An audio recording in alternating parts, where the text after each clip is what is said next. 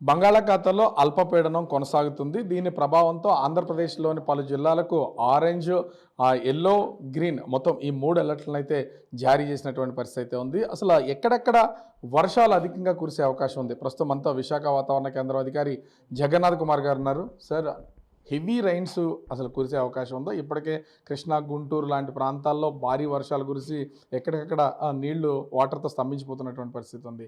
ఇప్పుడు అంటే ఈ రోజు గానీ, ఈ రోజు నుంచి జరగబోయే రోజులు గానీ హెవీ రైన్స్ ఏ జిల్లాలకి ప్రమాదం ఉందంటారు? ముఖ్యంగా ఈరోజు అంటే రాబోయే 24 గంటల్లో ఉత్తర కోస్తా జిల్లా అయిన ఏలూరు, దక్షిణ కోస్తా జిల్లా అయిన ఎన్టీఆర్‌లో 1, 2 చోట్ల భారీ నుంచి అతి భారీ వర్షపాతం పడే అవకాశం ఉంది.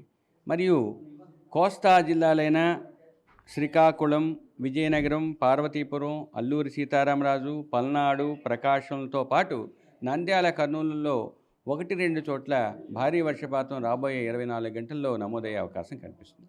రేపటికి వచ్చినట్లయితే శ్రీకాకుళం, అల్లూరి సీతారామరాజు, పార్వతీపురం, ఏలూరులో భారీ వర్షపాతం 1, 2 చోట్ల నమోదయ్యే అవకాశం ఉంది.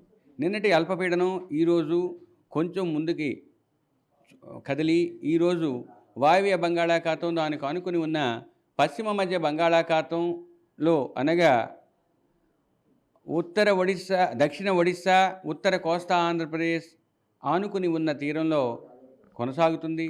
దీనికి అనుబంధంగా 7.6 కిలోమీటర్ల ఎత్తు వరకు ఉపరితల ఆవర్తనం ఉంది.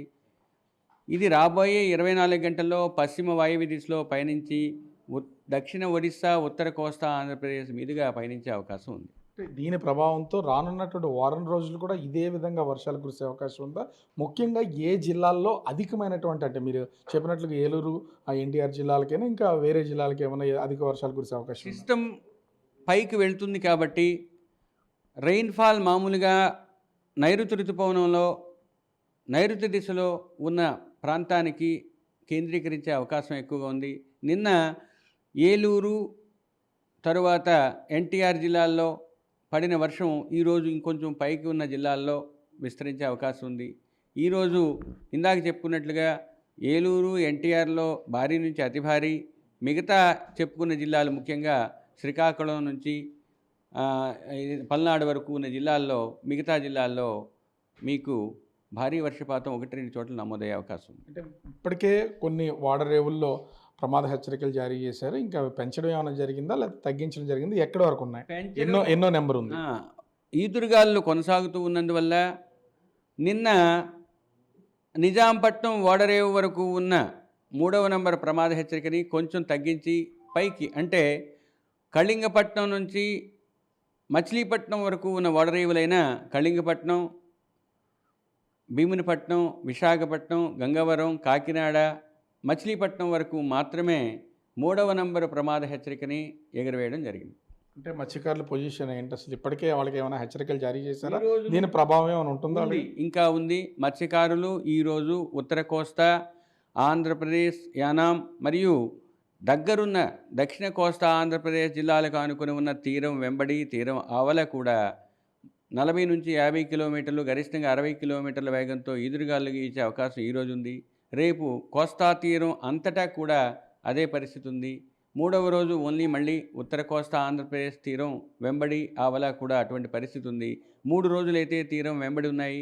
2 రోజులు అంటే 4వ రోజు, 5వ రోజు తీరానికి కొంచెం ఆవల అటువంటి పరిస్థితి ఉన్నందువల్ల 3 రోజులు అత్యంత అప్రమత్తంగా, మిగతా 2 రోజులు కొంచెం అప్రమత్తంగా ఉంటూ వేటకు వెళ్లకుండా ఉండాల్సిందిగా 5 రోజులు మత్స్యకారులకి హెచ్చరికలు జారీ చేశారు. ఈ 5 రోజుల వ్యవధికి సంబంధించి ముఖ్యంగా అంటే భారీ వర్షాలు కురిస్తే వరదలు సంభవించడం కానీ, బాగా ముంపుకు గురవడం కానీ, ఇట్లాంటి వాతావరణం ఏ జిల్లాలకు ఉండే అవకాశం ఉంది? నిన్న మేము చెప్పుకున్నట్లుగా ఎన్టీఆర్, కృష్ణా, పాత గుంటూరు జిల్లాలైన బాపట్ల, గుంటూరు, పల్నాడు ఈ జిల్లాలకి ఫ్లాష్ ఫ్లడ్స్ ఇవ్వడం జరిగింది. ఆ విధంగానే ఆ జిల్లాలకి హెచ్చరికలు జారీ చేయడం అయింది. ఈరోజు ఉదయానికైతే ముఖ్యంగా పల్నాడు, ప్రకాశం, నంద్యాల జిల్లాలకి అటువంటి పరిస్థితి ఉన్నట్లు జారీ చేయడం జరిగింది. నిజానికి ఫ్లాష్ ఫ్లడ్ 6 గంటలు, 12 గంటలు, 24 గంటలు ఆ ఫ్లాష్ ఫ్లడ్ రిస్క్ ఉంటే తెలియజేయడం జరుగుతుంది.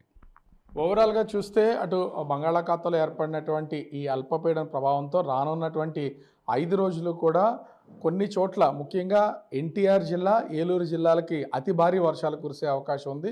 శ్రీకాకుళం నుంచి పల్నాడు వరకు భారీ వర్షాలు కురుస్తాయి కొన్ని చోట్లని వాతావరణ శాఖ అధికారులు అయితే తెలియజేస్తున్నారు. ముఖ్యంగా మత్స్యకారులు కొంత అప్రమత్తంగా ఉండాలి. ఇప్పటికే నిజాంపట్నం వరకు ఉన్నటువంటి 3వ నెంబర్ ప్రమాద హెచ్చరికను ప్రస్తుతం అటు కళింగపట్నం నుంచి మచిలీపట్నం వరకు ఓడరేవుల్లో 3వ నెంబర్ ప్రమాద హెచ్చరికని జారీ చేశామని విశాఖ వాతావరణ కేంద్రం అధికారి జగన్నాథ్ కుమార్ చెప్తున్నటువంటి పరిస్థితి కనిపిస్తోంది. కెమెరామెన్ రాముతో రాజు, బిగ్ టీవీ, విశాఖపట్నం.